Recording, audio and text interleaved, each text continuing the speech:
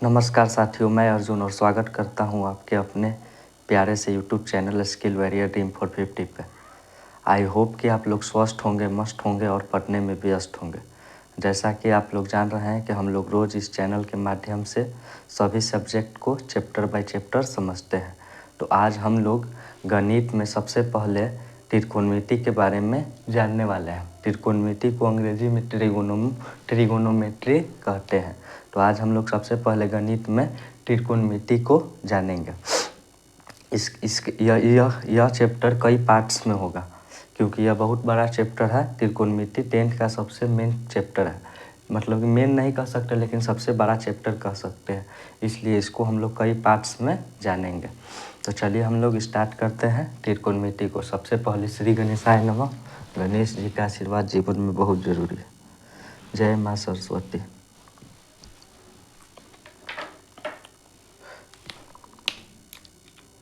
तो चलिए हम लोग देखते हैं त्रिकोणमिति। त्रिकोणमिति को अंग्रेजी में हम लोग कहते हैं ट्रिगोनोमेट्री। ट्रिगोनोमेट्री इसका अंग्रेजी वर्ड हो गया त्रिकोणमिति का। तो सबसे पहले तो त्रिकोणमिति है क्या? तो यह गणित की अत्यधिक प्रचलित भाषा है। यह गणित की सबसे अत्यधिक प्रचलित भाषा, अत्यधिक प्रचलित भाषा है त्रिकोणमिति। त्रिकोणमिति गणित का सबसे अत्यधिक मतलब कि बहुत ज़्यादा प्रचलित भाषा है। अब गणित का हम लोग जान लें कि गणित सबसे ज़्यादा प्रचलित भाषा है। अब हम लोग इसका शाब्दिक अर्थ देखेंगे कि गणित का भले त्रिकोणमिति का शाब्दिक अर्थ क्या होता है। तो त्रिकोणमिति का शाब्दिक अर्थ हो जाता है हमारा त्रिभुज की भुजाओं का मापन। त्रिभुज की भुजाओं का मापन। त्रिभुज की भुजाओं का मापन, इसका हो जाता है शाब्दिक अर्थ। त्रिकोणमिति का शाब्दिक अर्थ हो जाता है त्रिभुज की भुजाओं का मापन, मतलब कि त्रिभुज के भुजाओं को मापने वाले जिस चैप्टर में त्रिभुज की भुजाओं का मापन होता है उसी चैप्टर को त्रिकोणमिति कहते हैं। इसके बाद हम लोग त्रिकोणमिति के परिभाषा को जानेंगे। त्रिकोणमिति का परिभाषा क्या होता है। तो परिभाषा हम लोग देख लेते हैं कि त्रिकोणमिति में एक त्रिभुज की भुजाओं और कोनों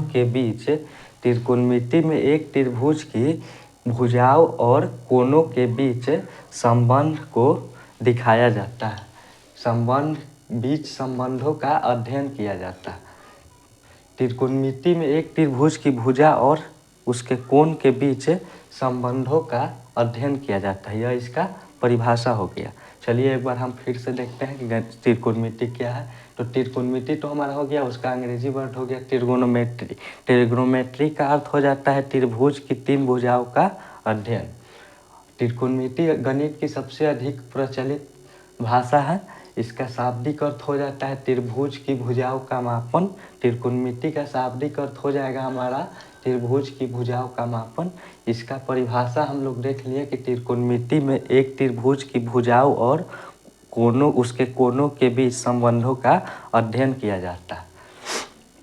अब हम लोग देखेंगे, इतना हम लोग देख लिए। आई होप कि आप लोगों को इतना में कोई दिक्कत नहीं हुआ होगा।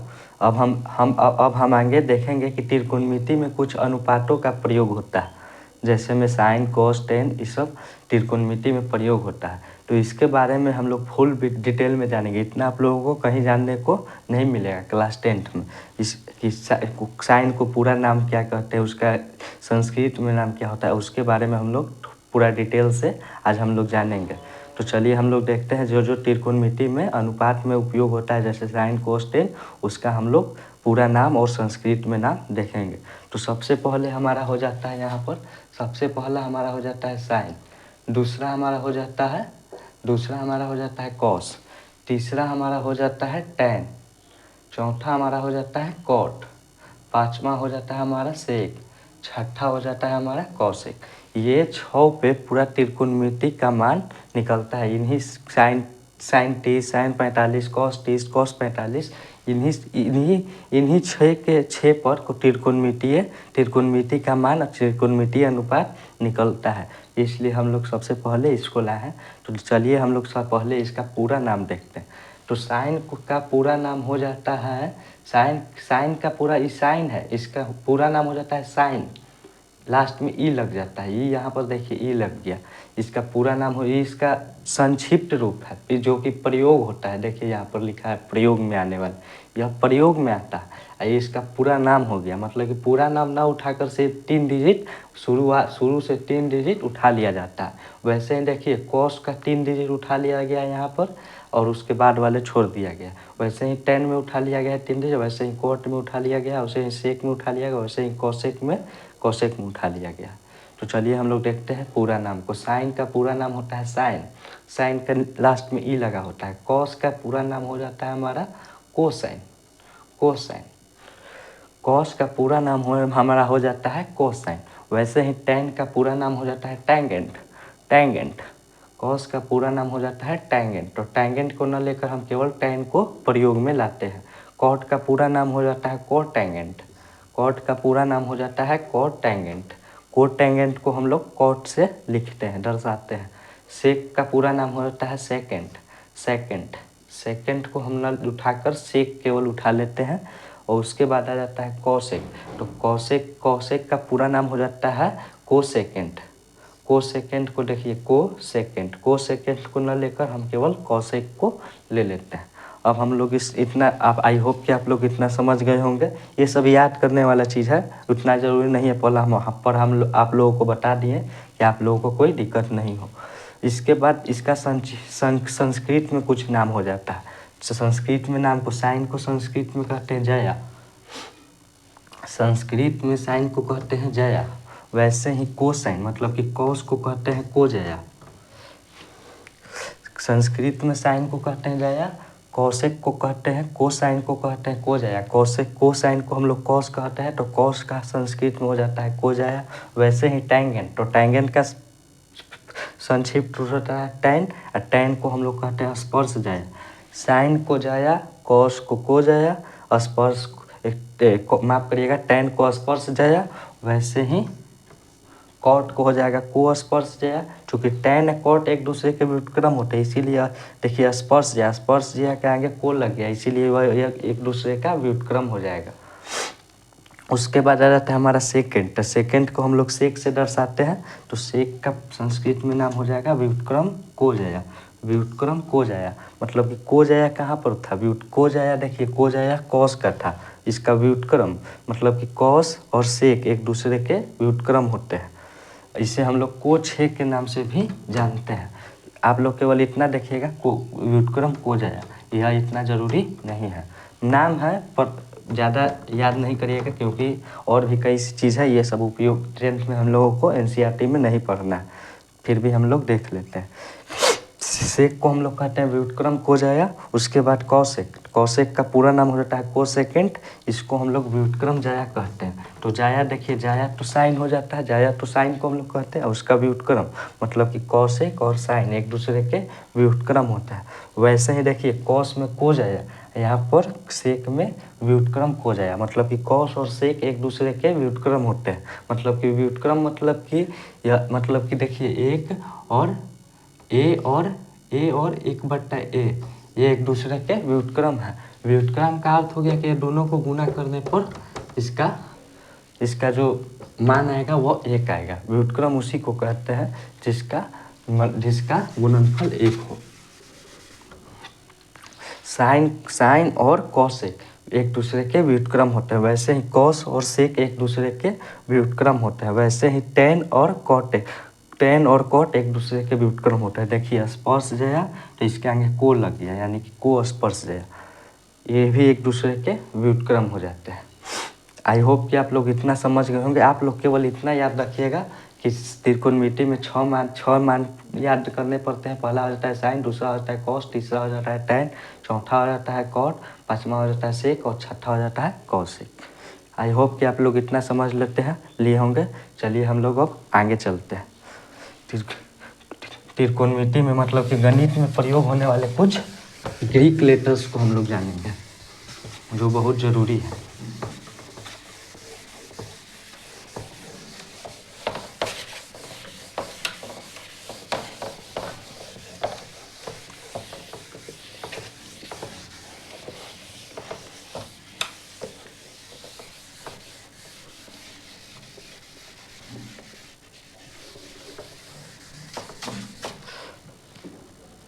करिए गर्मी है। अब हम लोग गणित में प्रयोग होने वाले कुछ ग्रीक लेटर्स को जानते हैं, जो कि गणित में उसका बहुत महत्वपूर्ण योगदान है। उसके बिना हम लोग उसका नाम हम लोग जान लेते हैं, उसका हम लोग सिंबल जान लेते हैं। तो चलिए हम लोग सबसे पहले त्रिकोणमिति में मतलब कि गणित में प्रयोग होने वाले ग्रीक लेटर्स को जानते हैं।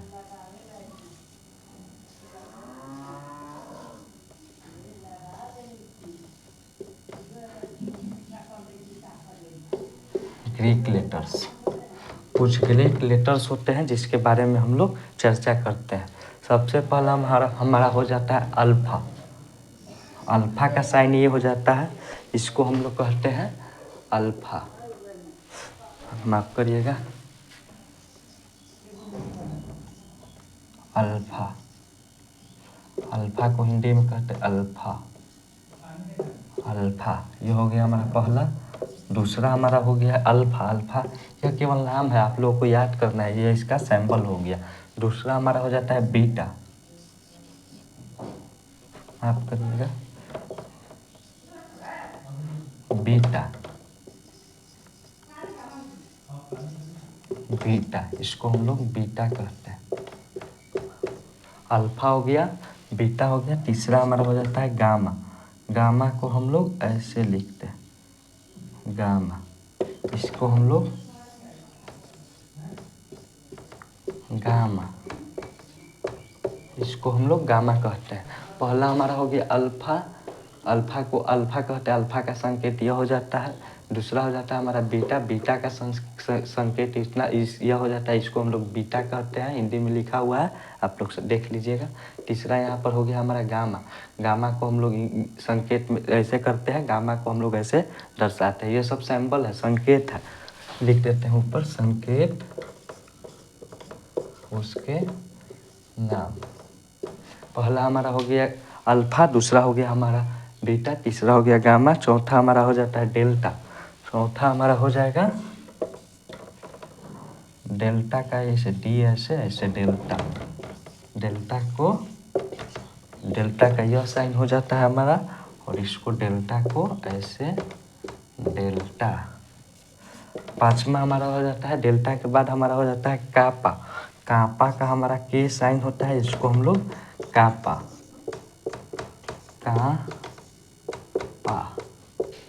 कापा, कापा हो जाता है हमारा पांचवा। छठा हमारा हो जाता है लैम्डा। लैम्डा, लैम्डा को हम लोग ऐसे लिखते हैं, लैम्डा को हम लोग ऐसे लिखते हैं।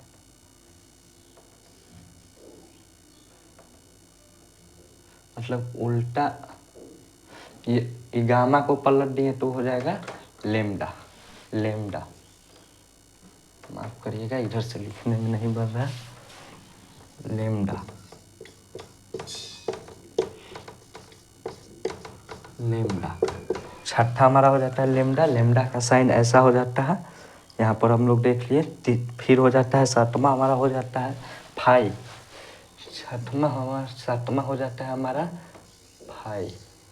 फाई का साइन माफ करिएगा ऐसे नहीं होता है, थीटा का पहले फाई हम लोग देख लेते हैं। यह हो जाता है हमारा फाई। पहले हमारा हो जाता है फाई। फाई को हम लोग लिखते हैं, फाई को हम लोग ऐसे लिखते हैं PHI, फाई। इसको हम लोग कहते हैं फाई। फाई हो जाता है हमारा ऐसे। उसके बाद आठवां आ जाता है हमारा, आठवां हमारा आ जाता है साई। साई को हम लोग ऐसे त्रिभुज की तरह, तीन तो रहेगा, माफ करिएगा नहीं, फिर से करने पड़ेगा।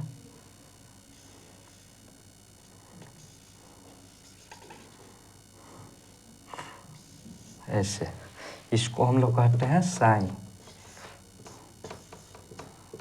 इसको हम लोग साई कहते हैं,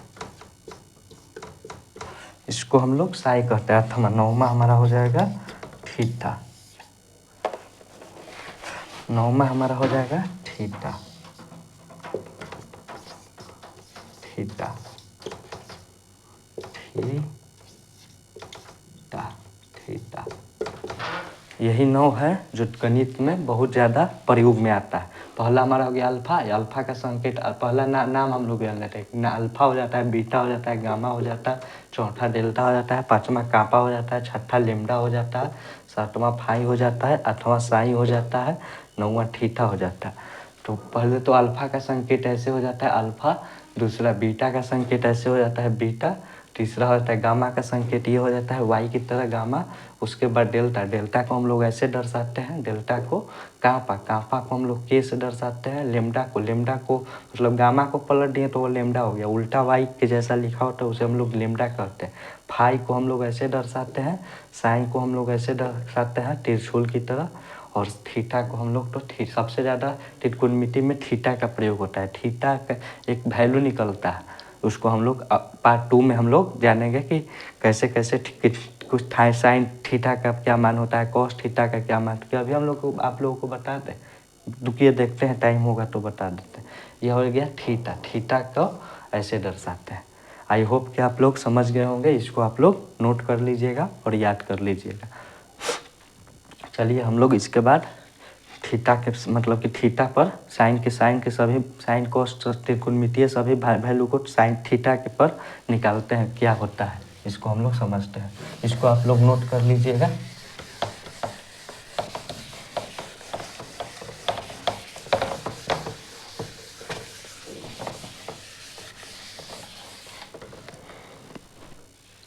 सबसे पहले हमारा रहता है साइन थीटा, साइन थीटा, दूसरा रहता है कॉस थीटा, तीसरा आ जाता है टेन थीटा, चौथा आ जाता है पांचवा आ जाता है हमारा कॉट थीटा, छठा आ जाता है हमारा सेक थीटा, छठा 2 2 4 5, छठा हमारा हो जाता है कॉसेक थीटा।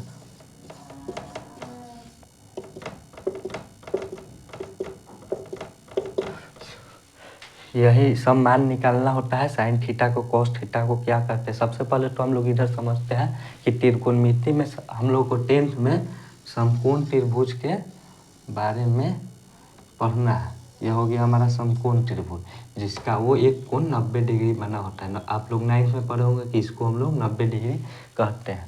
इसको हम लोग ए बी सी त्रिभुज मान लेते हैं।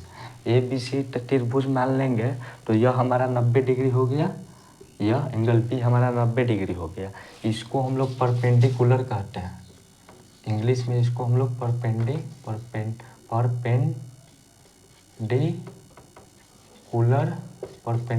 कहते हैं। इसको हम लोग हिंदी में लंब कहते हैं। ये ए बी जो हमारा हो गया उसको हम लोग परपेंडिकुलर कहते हैं, अंग्रेजी में परपेंडिकुलर और हिंदी में लंब कहते हैं। दूसरा हमारा ये बी सी हो गया, इसको हम लोग बेस कहते हैं, बेस, इसको हम लोग आधार हिंदी में कहते हैं। तीसरा हमारा हो गया ए सी, ए सी सबसे बड़ी भुजा होती है, इसको हम लोग हाइपोटेनस कहते हैं, हाइपोटेनस। हाइपोटेनस को हम लोग हिंदी में कर्ण कहते हैं, हाइपोटेनस को हिंदी में हम लोग कर्ण कहते हैं। तो सबसे पहले हम लोग देख लेते हैं इस सभी मान को, त्रिकोणमितीय मान को हम लोग देख लेते हैं। उसके बाद हम लोग आगे जानेंगे ये परपेंडिकुलर बेस और आधार के बारे में, आधार में क्या संबंध होता है। सबसे पहले ये हो गया हमारा ए बी परपेंडिकुलर हो गया, बी सी हमारा हो गया आधार, और ए सी हो गया हमारा हाइपोटेनस कर्ण। तो सबसे पहले हमारा मान लीजिए कि यह सी थीटा डिग्री, यह हमारा थीटा, ठीक, यह हमारा थीटा डिग्री का कोण है। तो साइन थीटा बराबर कैसे होगा, यह इसके सामने की भुजा को हम लोग कहते हैं साइन थीटा बराबर। पहले हम लोग देख लेते हैं, उसके बाद आप लोगों को ये पार्ट 2 में हम लोग आप लोगों को बताएंगे। इतना आप लोग समझ गए होंगे, आई होप कि आप लोग इतना समझ लिए होंगे, इसमें आप लोगों को कोई दिक्कत नहीं, क्योंकि 9th में इस समकोण त्रिभुज के बारे में पढ़ना है। इसको हम लोग परपेंडिकुलर, इसको हम लोग बेस, इसको हम लोग हाइपोटेनस कहते हैं। तो चलिए हम लोग देखते हैं आगे, यह ज़रूरी था इसलिए आप लोग को बता दिए। तो साइन थीटा बराबर हो जाता है लंब बट्टा कर्ण, लंब बट्टा कर्ण। साइन थीटा बराबर लंब बट्टा कर्ण होता है। दूसरा हो जाता है हमारा कॉस थीटा बराबर होता है आधार बट्टा कर्ण, आधार बट्टा कौन हो जाता है। पहला हो गया हमारा लंब बट्टा कौन, दूसरा हो जाएगा हमारा आधार बट्टा कौन, तीसरा हो जाता है लंब बट्टा आधार tan थीटा बराबर लंब बट्टा आधार हो जाता है cot थीटा का हो जाता है आधार बट्टा लंब, आधार बट्टा लंब। पांचवा आता है सेक थीटा का हो जाता है कौन बट्टा आधार, कौन बट्टा आधार। और कोसेक थीटा का हो जाता है कौन बट्टा लंब। सबसे पहले यहाँ देख लीजिए, लंब को हम लोग पी से दर्शाते हैं, परपेंडिकुलर को पहला पी ले लेते हैं, दूसरा बात आधार को हम लोग आधार का हम लोग ले लेते हैं बेस, बेस को हम लोग बी से दर्शाते हैं, और हाइपोटेनस को हम लोग कौन कहते हैं, तो कौन का इंग्लिश में होता है हाइपोटेनस, हाइपोटेनस को हम लोग एच से दर्शाते हैं। इसमें आप लोगों को कोई दिक्कत नहीं हुआ होगा। परपेंडिकुलर होता है ना, परपेंडिकुलर, इसका हम लोग पहला वर्ड पी ले लेते हैं, बेस का हम लोग पहला वर्ड बी ले लेते हैं, वैसे ही हाइपोटेनस का हम लोग एच ले लेते हैं संकेत के द्वारा दर्शाने के लिए। मतलब कि जैसे लंब बटा कौन हो गया, तो लंब को हम लोग परपेंडिकुलर लिख सकते हैं, परपेंडिकुलर के लिए पी लिख दिए, और कौन का हाइपोटेनस होता है, हाइपोटेनस के लिए हम लोग एच लिख दिए। तो साइन थीटा बराबर होता है पी बटा एच। ऐसे ही हम लोग देखते हैं, साइन थीटा बराबर पी बटा एच हो गया, वैसे ही कॉस थीटा बराबर बी बटा एच हो जाता है, बी बटा एच। वैसे ही टेन थीटा बराबर लंब बटा आधार, तो लंब को हम लोग पी लिख सकते हैं और आधार को हम लोग बी लिख सकते हैं। वैसे ही कोट थीटा का हम लोग आधार बटा लंब को बी बटा पी लिख सकते हैं। वैसे ही हो गया सेक थीटा का हो जाता है कौन बटा आधार को हम लोग लिख सकते हैं, कौन को हो जाता है एच हाइपोटेनस, और आधार का हो जाता है बी। और कोसेक थीटा का हो जाता है कौन बटा लंब, तो कौन को हम लोग हाइपोटेनस तो एच लिख सकते हैं, और लंब को परपेंडिकुलर तो पी लिख सकते हैं। इतना आप लोग याद कर लीजिए, यह जरूरी है, सबसे ज़्यादा जरूरी यही है, इसके बिना आगे कुछ समझ में नहीं आएगा, इसलिए आप लोग इतना ज़रूर से ज़रूर याद करने की कोशिश करिएगा। नहीं होगा तो फिर देखिएगा, लेकिन इतना ज़रूर याद करना पड़ेगा। अब हम लोग देखते हैं पी बी एच में संबंध। आई होप कि आप लोग इतना समझ गए होंगे। यहाँ पर आप लोग देख लीजिए, साइन और कोसेक एक दूसरे का व्युत्क्रम होता है, साइन और कोस एक दूसरे का रेसिप्रोकल होता है। जैसे में देखिए साइन थीटा बराबर साइन और कोस को गुना करेंगे, साइन थीटा और कोसेक थीटा को गुना करेंगे तो एक आएगा। साइन थीटा का मान क्या हो जाता है, पी बटा एच हो जाता है, तो इसको हम लोग पी बटा एच लिख सकते हैं। और कोसेक थीटा का हो जाता है एच बट्टा पी। देखिए इसको यहाँ पी से पी खत्म हो जाएगा, एच से एच खत्म हो जाएगा, तो इसका मान आ जाएगा 1। रेसिप्रोकल का मतलब व्युत्क्रम का मतलब कि दोनों का गुणनफल एक का है।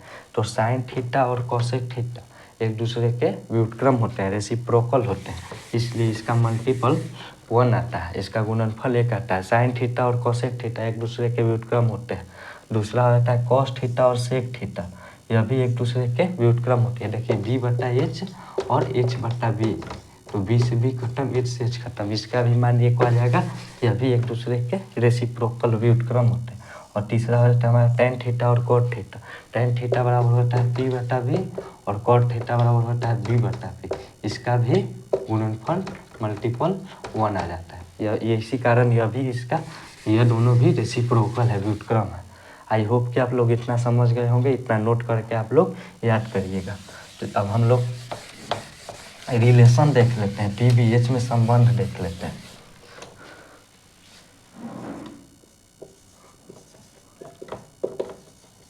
रिलेशन अमोंग पी बी, माफ करिएगा, P B and H. Relation among मतलब कि इसका हिंदी हम लोग लिख लेते हैं पी बी और बी, माफ करिएगा, पी बी और